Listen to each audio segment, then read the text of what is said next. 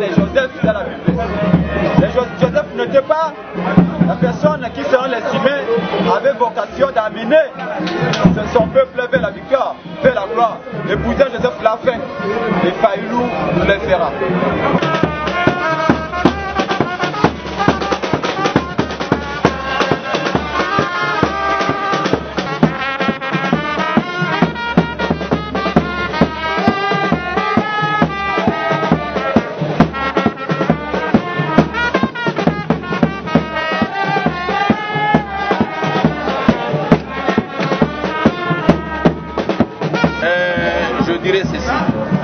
Ce que nous remarquons à travers la ville, je trouve que c'est tout à fait légitime. L'émotion, c'est tout à fait légitime. Tout le monde attendait que ce soit le candidat de son parti qui soit élu, qui soit désigné. Tout le monde attendait ça. Et si quelqu'un dit qu'il est un peu déçu, ça va de soi à cause du sentiment propre. Mais la réalité, c'est qu'à partir du moment où cette leader se mettait ensemble pour sortir il est bien entendu qu'il ne pouvait pas y avoir plusieurs candidats, plusieurs qui seraient désignés seulement une seule personne. Et le dévolu est tombé sur Fayoulou. Nous n'avons pas à jouer au triomphalisme. Par contre, nous en appelons à tous nos frères de l'opposition. Nous devons faire bloc pour que nous fassions triompher le vœu de notre peuple, c'est-à-dire celui de lui donner un président qui vient de l'opposition. Donc, il n'y a pas ce que les gens se battent, se donnent la mort, mais seulement nous conseillons une chose. Comme nous avons toujours accepté nos leaders, comme nous avons toujours respecté nos leaders, nous devons les honorer jusqu'au bout. Comme ils se sont inscrits dans un schéma, nous devons intérioriser le schéma dans lequel nos leaders se sont inscrits et respecter nos leaders, faire triompher ce qu'ils ont arrêté de commun accord. C'est moi qui vous remercie.